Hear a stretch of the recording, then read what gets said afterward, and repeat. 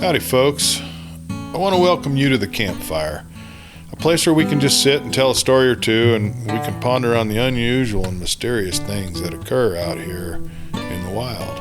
I'll tell you some of my stories, and well, you can tell me some of yours. This is Clay Steele. Come join me around the campfire here beneath the stars. Grab a cup of coffee or a cold drink, and let's talk about our stories. Can't wait. Hey friends, there you are. Come on in. I was just getting the fire going again and putting some logs on and getting the flames to get a bit bigger. It was dying down. Didn't know y'all were coming. Well, I'm glad you're here. I got some things I want to talk about tonight. Got a story that I heard. It's a great story. This feller I met told me about this. He was one of the truck drivers that made some deliveries, and he was telling us here at the ranch about some work that he'd been doing over on the East Coast through to the Rockies. And so this started with his emptying his truck and having his last load. He's a privateer with his own truck, and he had delivered his last load somewhere, I don't know, North Carolina or somewhere. And he was headed down. He had a load to pick up in Louisville, Mississippi, and he would have hauled that load of, it turns out to have been shingles, I guess, down to Jackson, Mississippi. And then in Jackson, well, then he'd pick up some large metal cabinets, and those were headed to Pueblo, Colorado. And then he hoped his dispatch service. You see, independent truckers, they use these independent dispatch services. They're a private deal, and their job is they'll find you a load from where you last unloaded, close to that, and pay and load to wherever it is that you want to head, or to wherever, if you're willing to just go just anywhere. And then they'll just kind of keep you connected to a pay and load, so you're not driving your truck around empty and paying for your own fuel. And deadheading, they'd call that. And that's what he'd hoped, is that his dispatch service would have another load for him once he got unloaded in Pueblo. Besides, it's kind of a good way to see the country if you don't mind being away from home for extended periods of time. Good job for a couple without children.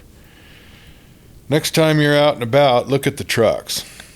Some are day cabs, they'd work for just a local outfit hauling freight.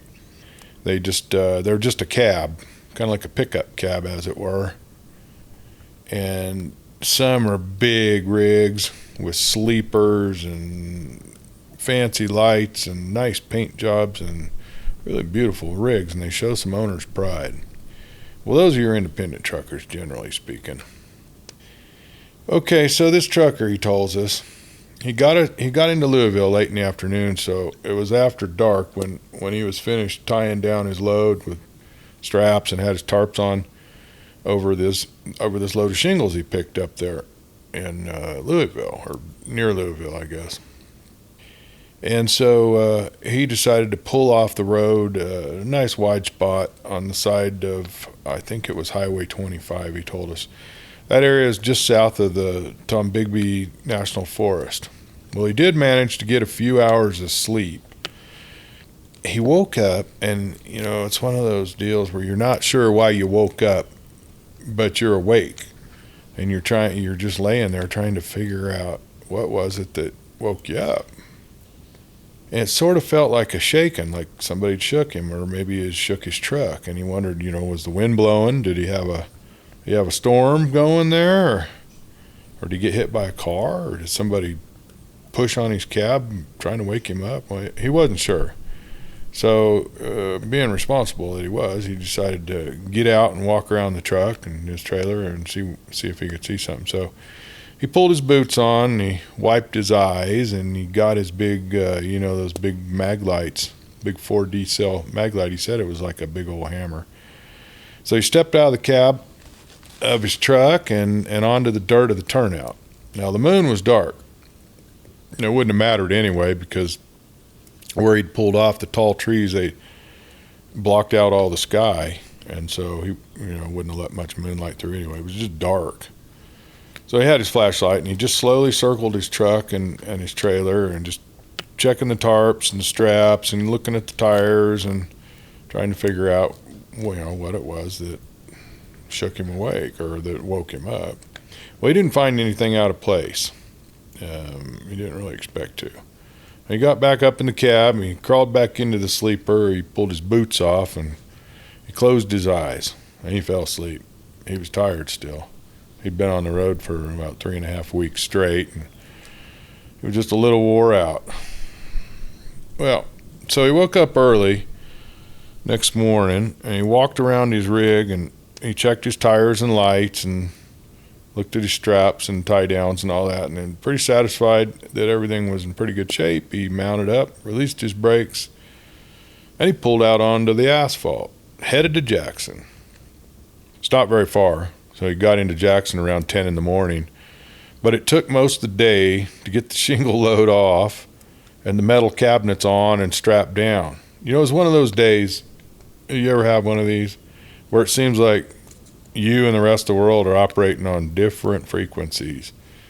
Like no one else really sees you. Yeah, I've had those a few times, and it's a little frustrating. You don't get as much done, but you got to wrestle your way through them.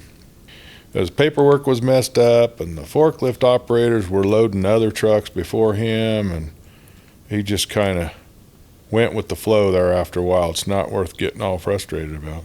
Well, eventually everything got straightened out. He got all loaded up, and he left Jackson by about 4 in the afternoon. He was frustrated, but he was glad to be back on the road and behind the wheel. He had about 1,100 miles through to Pueblo. He figured he'd go until he got tired, and then he'd stop and he'd just get some sleep. He was in no hurry since he didn't have his next load yet. Well, he was making pretty good time, and except for going through Dallas, the traffic was pretty light. He stopped in Amarillo, got some diesel fuel. He still felt pretty good, so he decided to push on. And it was quite a drive. Well, he crossed over into Colorado and decided he needed to stop and sleep. He'd been on the road for quite a while. Well, he was exhausted. He found a good place a bit off the highway where he thought he wouldn't be bothered, and pulled in and set the brakes. He was so tired, he crawled in the sleeper, he took off his boots and just fell asleep. One of those deep sleeps, you know how that is, where you're exhausted and you don't dream much, you just go to sleep. I got up around 10 in the morning again, feeling pretty rested and ready for the day. So he sat up and he got in his seat and he stretched a bit, and he just released the brakes and rolled out onto the highway. He got to the turnoff to Pueblo, and while on the off-ramp, he's looking in his mirrors, he's a good driver, and saw what looked like a big, brown, large ball of rags or something fall off the back of the trailer and roll onto the shoulder of the road. Well, because he was on the off-ramp there, he's only going about 20 miles an hour. So it didn't take him much to get stopped. He pulled over onto the shoulder and set his brakes right away and just jumped down from the truck, and he ran back toward that pile. Wasn't too far back. Well, as he got closer to it, it jumped up, and it became a large 8-foot, I don't know, he wasn't sure, and it just kind of limped off and ran into the brush and the trees at the side of the road. Well, he was just kind of stunned.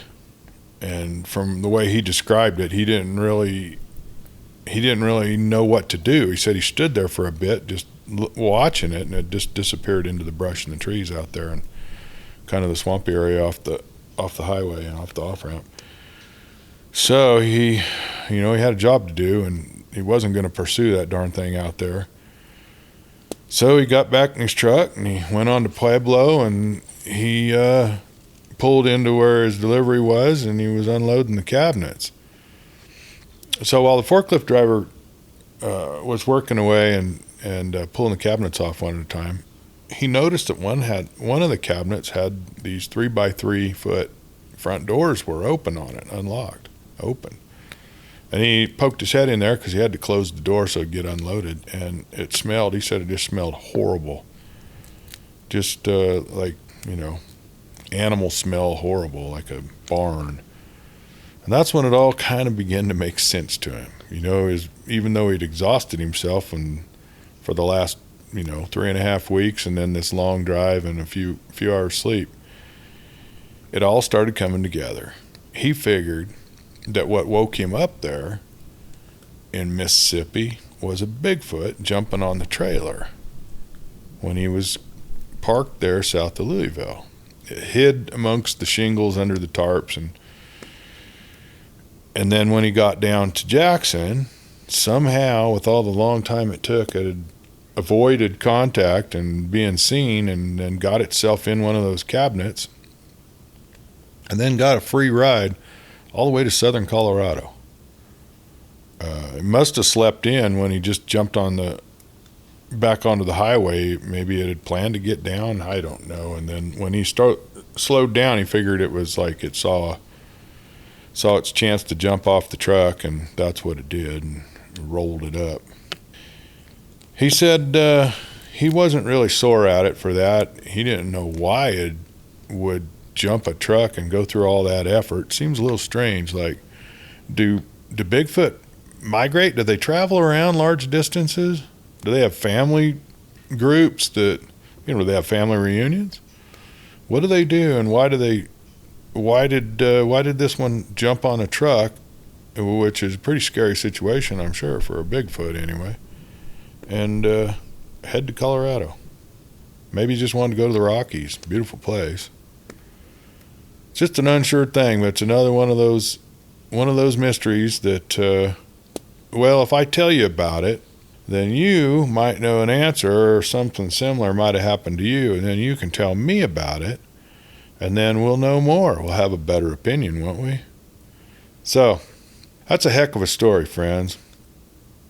I'd love to hear from you if you have a similar story, and then we'll kind of put the two together. And maybe we'll tell one of yours. I'd like to do that.